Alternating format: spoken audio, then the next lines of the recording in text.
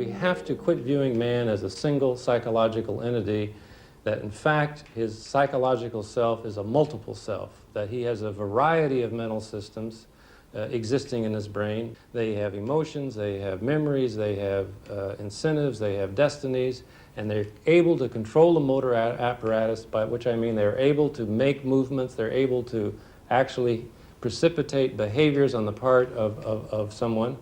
And once those actions are completed, here comes this verbal system in to give an explanation and to propose a theory to itself to explain why these actions were carried out. John, come here. John, come here. You really made a mess this time, Tiger. Come on, champ, pull yourself together. Deep breath. For God's sakes, look at you. A few Starlighters hate you. Ryan spent some time with Butcher, and boo-hoo, you're a fucking mess. You have to be stronger, John. For Ryan, you still need love. You're pushing so much love. You still crave it. That's not true. You're gonna make him weak and needy like you. You can still fix things. He's your son. He hates you. He's gonna turn on you. Blood. Everyone hates you. It's time to overcome this need for love, this sickness, once and for all. You're never gonna be your true self until you transcend your humanity. What do? You need to go back to the start.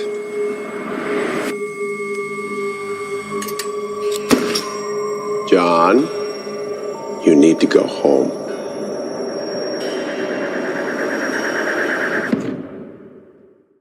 And the central problem for assuming you're a single self is, how do you deal with your own inconsistencies? And one of the things that we know is you may not be aware of your inconsistencies, but if you think of the people you're closest to, you're terribly aware of theirs. And you just wonder, is, how could you have said that? You've always been so nice. Or you say to yourself, I don't know what got into me.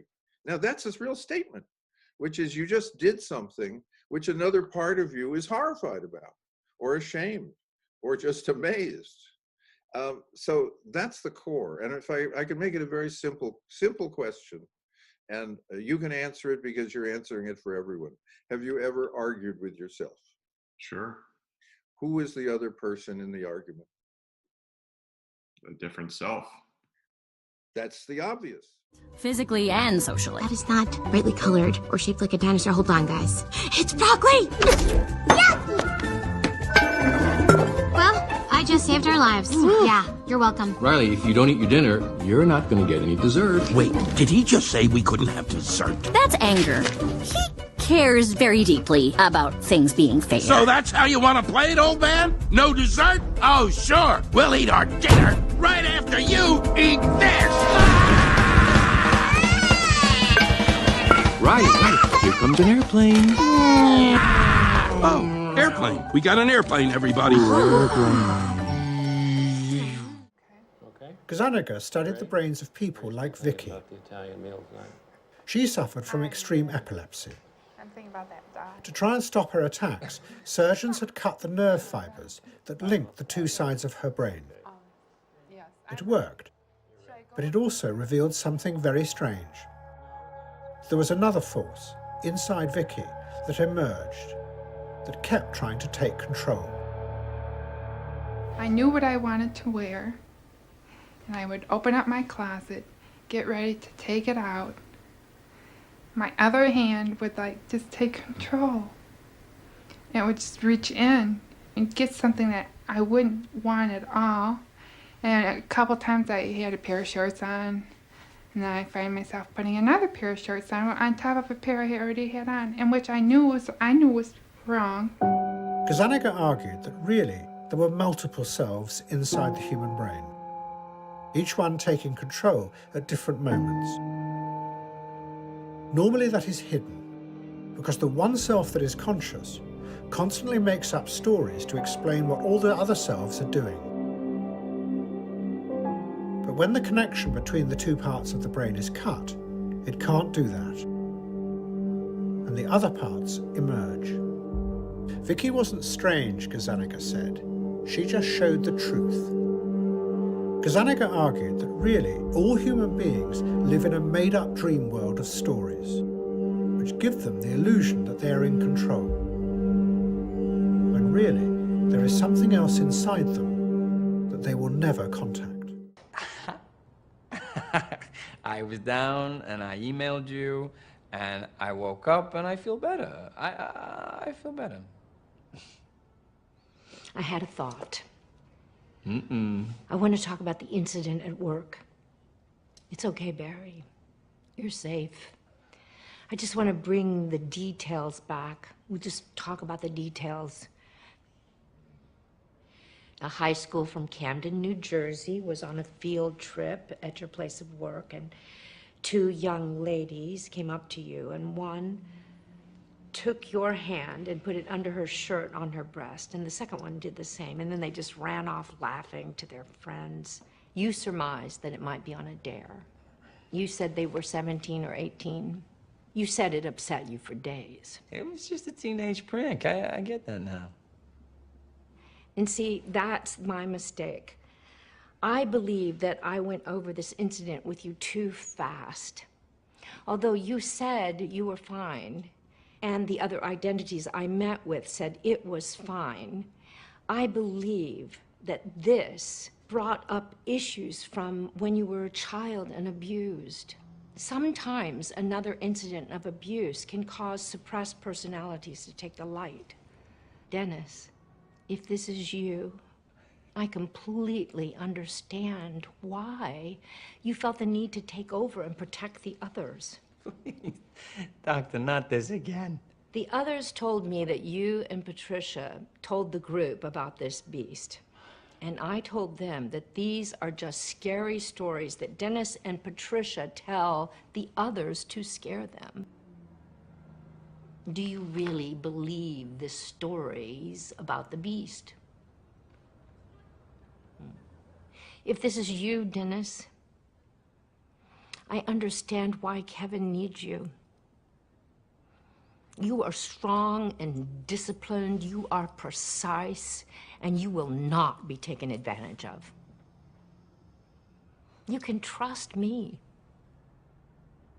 For example, I do have the ability to use Kevin's full name and bring him forward as he has in the past. But I wouldn't do that. I know that that would be chaos for all of you. Everyone would grab the light. I don't want to hurt any of you that way. You don't have to hide.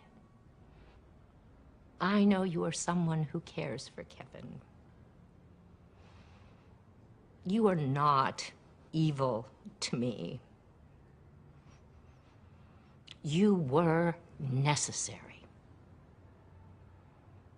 Dennis, is that you?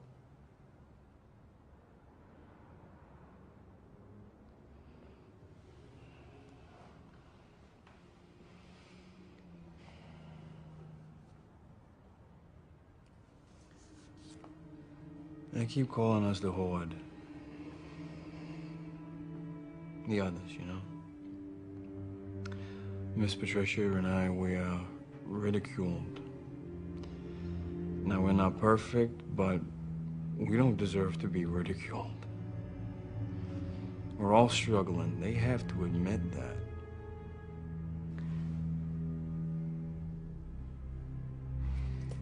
I am pleased to meet you, Dennis. You too. And so we've looked at philosophers and psychologists and neuroscientists and religious figures and religious traditions and pop music and poetry and fiction. Everywhere there are selves. So it clarified suddenly why we behave in different ways. And the result of the book, of people literally reading the book, and we're getting nice letters, they say, oh, I actually am becoming kinder to the people I live with, more tolerant of my kids' irregularities, and actually more compassionate.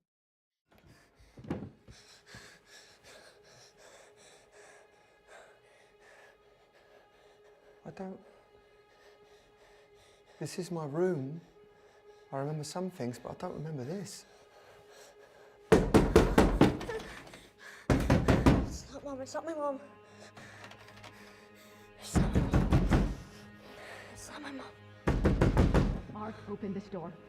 Open this door right now. It's not my mum. Open this door.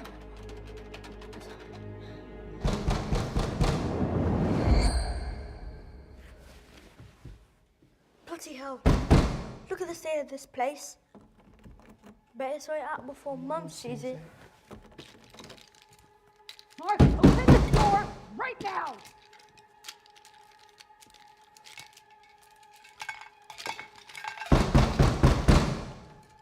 When danger is near, Stephen Grant has no fear. You made me up. Open this door right now! I had my client consider this master list of selves and asked her to put a check mark next to each one of those selves that she thinks she could as appropriate invoke.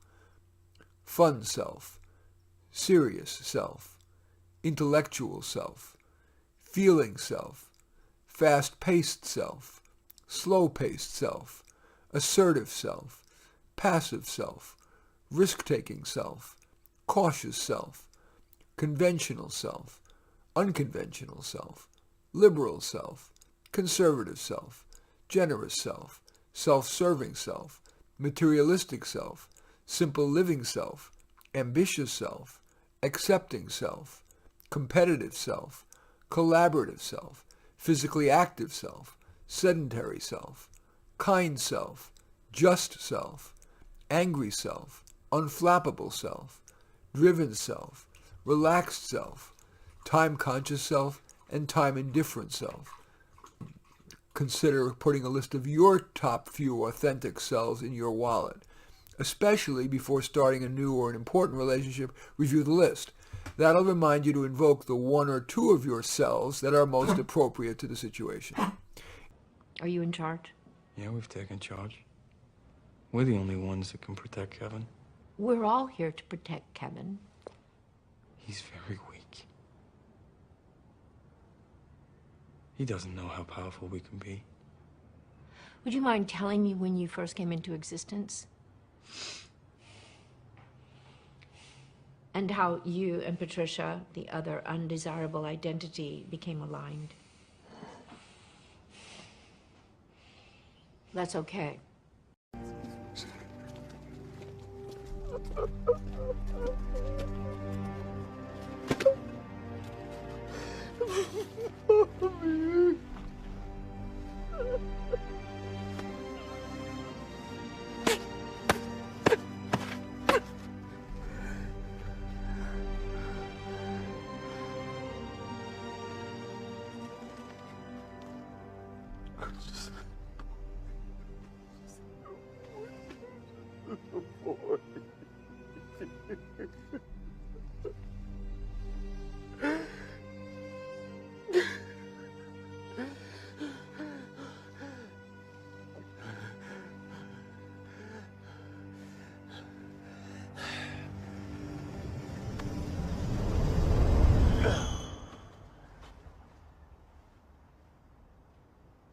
What? Where am I? Bloody hell, what? Oh, bollocks. Not again. Hey, Mum. Hey, you alright? Yeah, would you believe it? I am totally lost again. I don't know where I am. What an absolute muppet. No, I know I did it again, but I don't know, I'm looking down a street. Kind of looks a bit like me. But the really important ones are over here. I don't want to get too technical, but these are called core memories. Each one came from a super important time in Riley's life. Like when she first scored a goal. That was so amazing.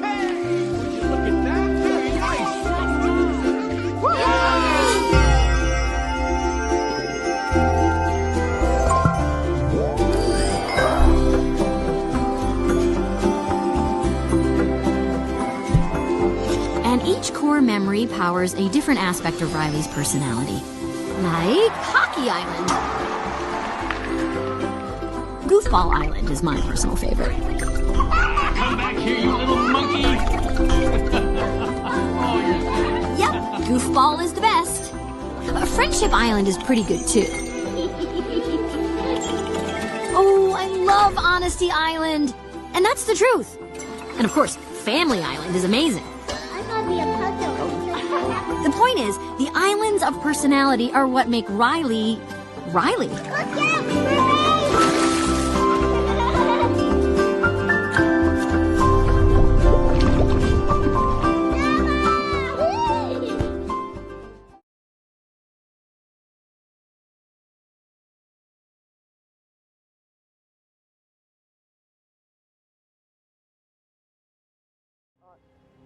I couldn't face that again. All the things I'd done. Mark, all those horrible things that she said to you. She was wrong. It wasn't your fault. I shouldn't have brought him in that cave. I shouldn't have brought him in the cave. Hey. You were just a child. It wasn't your fault.